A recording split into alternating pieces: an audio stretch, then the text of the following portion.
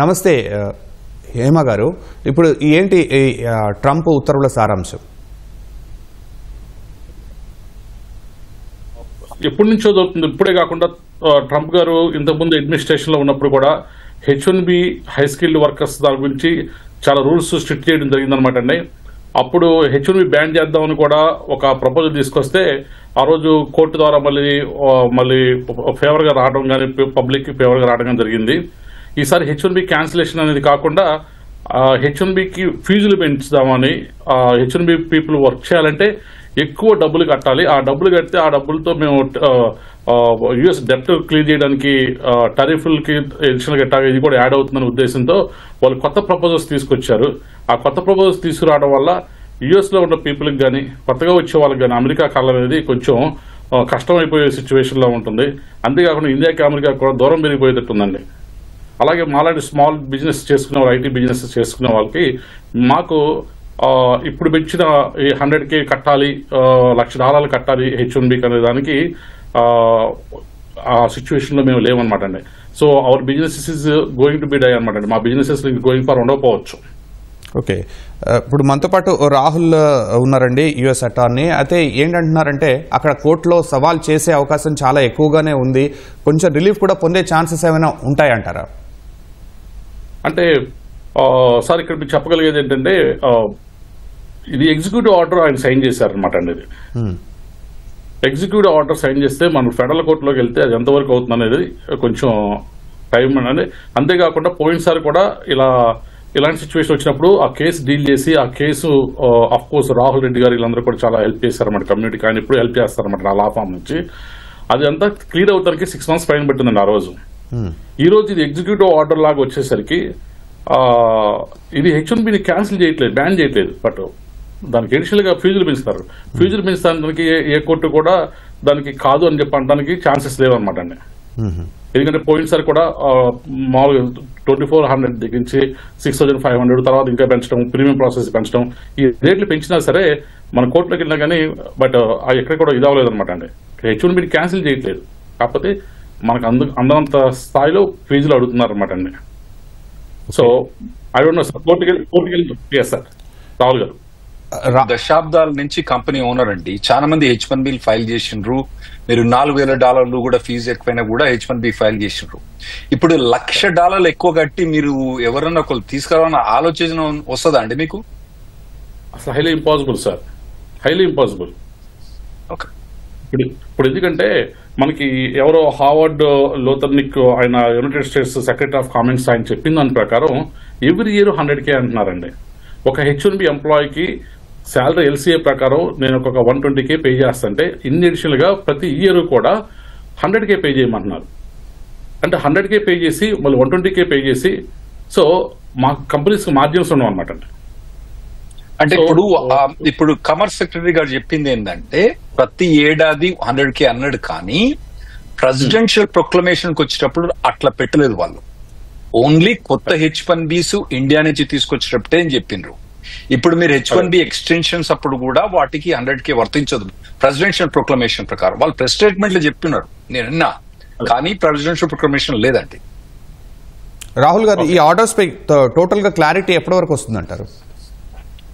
మనకి ఇది with in 2-3 days లో తెలిసిపోద్ది. ఎందుకంటే ఇప్పుడు ఇది ఇంప్లిమెంటేషన్ అన్నది September 21st మధ్యరాత్రి నుంచి వస్తుంది. అంటే కొందరైతే ల్యాండ్ అవుతారు కదా H1 మీద, మరి కొందరు ల్యాండ్ అయిన వాళ్ళకి మరి $1,00,000 ఇవ్వమంటారా? వాళ్ళు ఎక్కడి నుంచి వస్తారు? ఎయిర్పోర్ట్ లో వచ్చినప్పుడు $1,00,000 ఇవ్వమంటారా, లేదా ఫ్లైట్ లో ఎక్కేటప్పుడే అడుగుతారా వాళ్ళని? హైదరాబాద్ లో ఫ్లైట్ లో ఎక్కేటప్పుడు నాయన $1,00,000 ఇస్తే నేను తీసుకోపోతాను లేకుండా తీసుకోపోతారా అన్నది ఇప్పుడు అర్థం కావట్లేదు మాకు. ఎందుకంటే అందులో క్లారిటీ లేదు. మాకు ఖచ్చితంగా తెలిసింది ఏంటంటే కొత్తగా H1B ఫైల్ చేసేటప్పుడు, లాటరీ ద్వారా ఫైల్ చేసేటప్పుడు మొదలే $1,00,000 కట్టి ఫైల్ చేయమని చెప్తాను ఇప్పుడు. కానీ ఇప్పుడు అక్కడి నుంచి ఇండియా నుంచి ఆల్రెడీ వీసా తీసుకొని వచ్చే వాళ్లకు ఈ $1,00,000 వర్తిస్తుందా అనేది మనకి ఈ ఆదివారం కల్లా తెలిసిపోద్ది. ఓకే, హేమ గారు, ఈ అమెరికాలో నివసిస్తున్న భారతీయులపై ఈ నిర్ణయం ప్రభావం ఎంత మేర ఉంటుందంటారు? అసలు బేభత్సంగా ఉంటుంది సార్. ఎందుకంటే కొన్ని వేల మంది ఉన్నారనమాట అండి ఇది H1B మీద. గ్రీన్ కార్డ్ అప్లై చేసుకున్నారు. వాళ్ళకి గ్రీన్ కార్డ్ రావడం 10 years టైం పడుతుంది అనమాట అండి. ఎంతో మంది ఉన్నారండి, ఎంతో మొత్తం ఇక్కడికి వచ్చి సెటిల్ అయిపోయి ఇల్లు వాకిలు కొనుక్కొని పిల్లలు ఎడ్యుకేషన్ చేయించుకుంటా ఎన్నో సంవత్సరాల నుంచి కంపెనీలకి మంచి మంచి టెక్నాలజీస్ అందజేస్తా ఉన్నారు. ఎంతో మంది బలైపోతారు సార్. అలాగే అమెరికాలో నివసిస్తున్న భారత్ విద్యార్థులు ఎలా నష్టపోయే ఛాన్స్ ఉంది?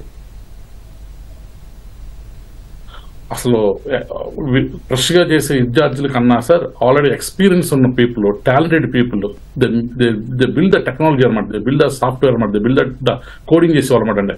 ఈరోజు ఒక కంపెనీ కొన్ని $1 billion ఒక ప్రాజెక్ట్ వెళ్తుంటే వాటికి బ్యాక్ బోన్ గా ఉండే ఎంప్లాయీస్ చాలా మంది హెచ్ఎంఎల్ మీద ఉన్నారు. వాళ్ళందరి పరిస్థితి గురించి ఫస్ట్ ఆలోచిస్తాం సార్. ఓకే, అంటే ఇప్పుడు స్కిల్ఫుల్ పర్సన్స్ ని, అమెరికన్స్ ని మేము బిల్డ్ చేసుకోవడానికి ఈ ఉత్తర్వు అవకాశం కల్పిస్తుంది అంటున్నారు. ఇప్పటికిప్పుడు ఆ ఛాన్స్ ఉందంటారా? లేదండి, లేదు. ఎందుకు చేస్తారు? సింపుల్ గా చెప్తాను సార్. ఇప్పుడు ఆర్టిఫిషియల్ ఇంటెలిజెన్స్ ఏ అనే దాన్ని ప్రపోజ్ చేస్తున్నప్పుడు, తీసుకొస్తున్నప్పుడు ఆల్రెడీ ఉన్న టెక్నాలజీస్ నుంచి ఈ ఏఐకి ట్రాన్స్ఫర్మేషన్ అవడానికి అంత ఈజీ కాదండి. It will take some time అనమాట అండి. అందుకని చాలా రోజుల నుంచి మార్కెట్ క్లయింట్స్ కొత్త ప్రాజెక్ట్స్ లోకి వెళ్ళాక అటు ఏఐకి వెళ్ళాలా, ఎగ్జిస్టింగ్ అప్లికేషన్ కి అడ్వాన్స్ వర్షన్కి వెళ్ళాలా తెలవక కన్ఫ్యూజన్ స్టేజ్ లో ఉండి చాలా మంది జాబులు లేకుండా ఇబ్బంది పడుతున్నారు. ఇలాంటి టైంలో ఆల్రెడీ కొంత స్కిల్ ఉన్న పర్సన్స్ కూడా కిల్ చేసుకుంటే I don't know how the companies will be react అనమాట అండి. ఎలా ప్రాజెక్ట్స్ గోల్ అయికి వెళ్తాయి తెలియదండి, ప్రాజెక్ట్స్ ఎలా సక్సెస్ అవుతాయో తెలియదు అనమాట అండి. ఇవన్నీ $1, $2 కాదు సార్, $1 billion ప్రాజెక్ట్స్ అనమాట అండి. ఏమగారు, ఇప్పుడు అక్కడ ఉన్న బేస్ అయిన కంపెనీస్ కి ప్రాబ్లం అంటున్నారు. అయితే మరి అమెరికా H1B వీసాల ఫీజు పెంచడంతో భారత అవకాశాన్ని ఎట్లా యూటిలైజ్ చేసుకుంటుంది? అవకాశం ఉందా ఏమన్నా అందిపుచ్చుకోవడానికి? నాట్ ఓన్లీ భారత్ అండి, H1B నుంచి ఏ కంట్రీ నుంచి వచ్చేవాడికైనా సరే ఇదే అప్లికబుల్ అవుతుంది సార్. స్కిల్డ్ పీపుల్ కావాలి అంటున్నారు, స్కిల్డ్ పీపుల్కి కట్టలేనంత డబ్బులు ఛార్జ్ చేస్తున్నారు అనమాట అండి. అది కంపెనీ ఓనర్స్ ఎవరు స్పాన్సర్ చేయలేరు. ఎస్పెషల్లీ స్మాల్ చిన్న చిన్న బిజినెస్ మాలాంటి వాళ్ళకి మేము చేయలేము అనమాట. ఏమైనా అమెజాన్, ఫేస్బుక్ ఇట్లాంటి వాళ్ళు ఉంటే వాళ్ళకి ఇవ్వాల్సిన లైక్ షేర్లో ఇవ్వాల్సిన డబ్బులు కానీ బోనస్ కానీ తగ్గించేసేసి వాళ్ళు ఏమైనా తెచ్చుకోగలుగుతారేమో తప్ప మామూలు కంపెనీస్ కష్టం ఉండదు. ఈవెన్ టీసీఎస్ ఇప్పుడు అలాంటి కంపెనీస్ కూడా చాలా కష్టం అండి. మీరు చూసుకుంటే ఈరోజు ఆ రూల్ రాగానే ఎసెంచర్ కానీ కాగ్నిజెంట్ కానీ వాటి షేర్ వాల్యూలు పడిపోయినాయి sir. With in like 10 minutes drop down అయిపోయింది సార్. అయితే ఇప్పుడు ఈ ఆన్ సైట్ తగ్గిపోవడంతో ఎంఎన్సీలు భారత్లోనే ఎక్కువగా ఉద్యోగ అవకాశాలు కల్పించే అవకాశం ఉంటుందా? అంటే ఇక్కడ ప్రాజెక్టులు ఇండియా తీసుకెళ్ళొచ్చు కానీ బట్ ట్రంప్ గారు చెప్పిన ప్రకారం టరీఫ్లు వేస్తున్నారు కదా సార్, ఆ టరీఫ్లు ఛార్జెస్ ఎక్కువ ఉంటాయి అనమాట అండి. ఓకే, హీ వాంట్ ఏదో రకంగా వచ్చి ట్యాక్స్లు కట్టించుకోవాలి, డబ్బులు తీసుకురావాలి, అమెరికాకున్న అప్పులు మొత్తం తీర్చాలని చెప్పి ఒక ఉద్దేశంతో ట్రంప్ గారు వెళ్తున్నారు అనమాట. అంటే భారతీయులంటే కానీ వేరే వాళ్ళ మీద కోపం కాదండి ఆయనకి. ఆయన ఏం ఏంటంటే ఎలక్షన్స్ లో ప్రామిస్ చేసినప్పుడు అమెరికాని ఒక మంచి పొజిషన్ లో పెడతాను, అమెరికా గ్రేట్ అగైన్ అని చెప్పిన ఏ విధంగా అన్నారు, మేక్ అమెరికా గ్రేట్ అగైన్ అని. ఈ హై అండ్ బాగా శాలరీ వచ్చే ఎంప్లాయీస్ మీద ట్యాక్స్లు వేసి డబ్బులు తీసుకుని పూర్ అయిపోతుంది, రిచ్ అయిపోతుంది, వాటిని ఈక్వల్ చేయాలన్న ఒక ఉద్దేశంతో, ఆయన ఉద్దేశం మంచిదే ఉండొచ్చాం కానీ సార్, బట్ ఆల్రెడీ చదువుకొని అమెరికా హాస్టల్లో ఉన్న అందరికీ కూడా ఇది చాలా కష్టం సార్. ఓకే, రాహుల్ గారు, మీ తదుపరి చర్య ఎలా ఉంటుంది? అక్కడ అటార్నీస్ కానీ అంటే ప్రొటెక్ట్ చేయడానికి, అక్కడ కంపెనీస్ ప్రొటెక్ట్ చేయడానికి మీరు ఎలాంటి చర్యలు తీసుకుంటారు? ఫస్ట్ మేము కోర్టులో ఫైల్ చేస్తాండి. మండేనే మేము ప్లాన్ చేస్తాం లాసూట్ ఫైల్ చేయడానికి. ఎందుకంటే ఇప్పుడు నార్మల్ గా మీరు ఏదైనా పెనాల్టీ ఏదైనా వేస్తే ఒక 2000, 1000 వచ్చేటప్పుడు వేస్తానో, 500 వేస్తానో అది ఒక తీరు ఉంటది. కానీ మీరు $1,00,000 అన్నది దీన్ని చంపడానికి చేసింది తప్పితే ఏం లేదు. ఒకటేంటంటే H1B అన్నది పార్లమెంట్ పాస్ చేసింది. ఇది పార్లమెంట్ పాస్ చేసిన దాన్ని నీకు చంపే అథారిటీ లేదు. అది మా బేసిస్ ఉంటది. ఇప్పుడు బార్డర్ మీద ట్రంప్ అథారిటీ ఉన్నది, దాన్ని మేము గుర్తిస్తాం. కానీ ఇది బార్డర్ మీద చేసే చర్య కాదు. లీగల్ గా ఎవరైతే పార్లమెంట్ ఇష్యూ చేసిన లా ప్రకారం వీళ్ళు H1B అప్లై చేసి H1B ఫీజు కట్టుకొని లీగల్ గా అన్ని చేసి వీసా వచ్చి వస్తున్న వాళ్ళ మీద ఏదో ఇప్పుడు విజిటర్స్ వీసా మీద $200, $300 ఏదో కొత్తగా ఇంపోజ్ చేసిండు కదా, అటువంటి ఏమన్నా ఇంపోజ్ చేస్తే సరే నీకు ఖర్చు అవుతుందో, వాళ్ళని ఏదో వెయిటింగ్ చేసడానికో, వాళ్ళ ప్రాసెస్ చేసడానికో కావాలనుకుంటే $200, $300 చేస్తే అర్థం చేసుకోవచ్చు. ఈ $1,00,000 అన్నది ఏదైతే పార్లమెంట్ బిల్ పాస్ చేసిందో దాన్ని చంపటానికే ప్రయత్నం చేస్తున్నట్టుగా మేము కొట్టుకుపోతామండి దీని మీద. ఓకే అండి, హేమ గారు, ఇప్పుడు మీరేమంటారు? H1B వీసా రుసుం పెంపుదలతో భారత ఐటీ రంగంపై ప్రభావం ఎంత ఉంటుంది? విద్యార్థులు ఎలా నష్టపోతున్నారని అంశాలపై సాంకేతికంగా మీరు ఎలా విశ్లేషిస్తారు? అది ఒక సార్ దీనికి ఏంటంటే ఒక స్టూడెంట్ని ట్రైన్ చేసి జాబ్లో పెట్టాలన్నా కానీ, ఒక H1B పర్సన్ని కొత్త టెక్నాలజీ ట్రైన్ చేసి స్కిల్స్లో జాబ్లో పెట్టాలన్నా కానీ, ఈ companies can able to effort అనమాట అండి, ఎఫర్ట్ చేయగలగాలి. ఎందుకంటే 100K అనేది పెట్టి చేసుకోవడం అనేది హైలీ ఇంపాసిబుల్ సార్. అలా చేయనప్పుడు అంతేకాకుండా ఈ మాలాంటి కంపెనీస్ కొంచెం ఉన్న ఫీజులతో చేసుకొని వాళ్ళకి ట్రైనింగ్ ఇచ్చి వాళ్ళకి H1లు తర్వాత గ్రీన్ కార్డులు చేసి ఒక అమెరికన్ కంపెనీస్కి ఒక టాలెంటెడ్ ఎంప్లాయీస్ అందజేసి టెక్నాలజీలో మేము ఉపయోగపడుతున్నాం సార్. ఇప్పుడు మేము చేయలేము సార్, ఎందుకంటే స్టేటసే మెయింటైన్ చేయడానికి చేయలేని సిచ్యువేషన్లో ఉన్నప్పుడు ఎంప్లాయీస్కి జాబ్లు ఇప్పించలేము అనమాట అండి. అప్పుడు employees they has to go back to India అనమాట అండి. వాళ్ళు ఏమంటారంటే హవార్డ్ ఏమంటాడంటే అయినా మీరు ట్రైనింగ్ ఇచ్చి అమెరికన్ కిడ్స్కి ట్రైనింగ్ ఇవ్వండి, అమెరికన్ పీపుల్కి ట్రైనింగ్ ఇవ్వండి, అమెరికన్స్ ఈజ్ ఫస్ట్, అమెరికన్స్కి జాబ్ ఇవ్వాలి. వాళ్ళు ఏమల్ల ఏంటంటే జాబ్స్ మొత్తం అమెరికన్స్కి రావాలి, ఇక్కడ సిటిజన్స్కి రావాలి. లేదు ఎక్స్ట్రాడినరీ అనుకుంటే మీరు 100K కట్టి బాగా టాలెంట్ అయితే వాళ్ళు తెచ్చుకోమని చెప్పి అంటున్నారండి. ఇది పాసిబుల్ కాదు సార్, ఇది అవ్వదన్నమాట. ఎందుకంటే ఓవర్ నైట్ ఇప్పుడు అమెరికన్స్ని ట్రైన్ చేసి వాళ్ళు ఒక స్టేజ్లో వాళ్ళు కూడా ఒక బ్యాచెస్ మాస్టర్స్ చేసి ఆ కంప్యూటర్ ఫీల్డ్లో చేసుకొని వాళ్ళు రెడీగా ఉంటే we can able to help అనమాట అండి. బట్ ఇక్కడ సిస్టమ్ ఇప్పుడు ఇమీడియట్గా టెక్నాలజీ పీపుల్ని తయారు చేయలేమండి. మీకు తెలుసుకుంటే ఇంతకుముందు కూడా ఎలన్ మస్క్ ఇది H1B కంపల్సరీ కావాలి అందుకని ఆయన కంపెనీలో కూడా ఉన్నారన్నప్పుడు అక్కడ కూడా వాళ్ళకి మనకి మస్క్ అను క్యాబినెట్లో వాళ్ళకి కూడా కొంచెం గొడవలు జరిగిన సిచ్యువేషన్ కూడా మీరు అందరం చూసినారు అనమాట అండి. ఎందుకంటే మస్క్ వచ్చేసరికి he's technology person, he know the like what the need అనమాట అండి పీపుల్ దగ్గర నుంచి. ఇప్పుడు వాళ్ళందరూ ఎలా రెస్పాండ్ అవుతున్నారు సార్? ఇప్పుడు బిగ్ కంపెనీస్ ఎట్లా రెస్పాండ్ అవుతున్నారు? ఇంతవరకు లేదు సార్, ఇది చాలా షాకింగ్ అండి, ఇది చాలా షాకింగ్ అనమాట. ఎందుకంటే ఈ రోజు ఇందాక రిలీజ్ చేసి రేపు మండే రోజు నుంచి అప్లికబుల్ అవుతుందంటే అసలు ఎవరికి కూడా ఏం అర్థం కాదండి. ఇప్పుడు ఆల్రెడీ కొన్ని అప్లికేషన్స్ H1B కొన్ని ప్రాసెస్లో ఉన్నాయన్నమాట అండి. రాహుల్ రెడ్డి గారు చెప్పినట్టు కొంతమంది ఇండియా నుంచి విజిటింగ్కి వెళ్ళి రేపు ఫ్లైట్లో రేపు ఎల్లుండి ఎక్కే వాళ్ళు ఉన్నారనమాట అండి. వాళ్ళ పరిస్థితి ఏంటి?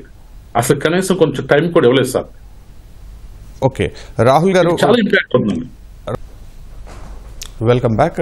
రాహుల్ గారు, ఇప్పుడు ఈ గ్రీన్ కార్డ్ ఇది లేకపోతే భారతీయులు కానీ ఇతర దేశస్తులు కానీ ఏమన్నా ఉద్యోగం కోల్పోయే అవకాశం సూచనలు కనిపిస్తున్నాయా?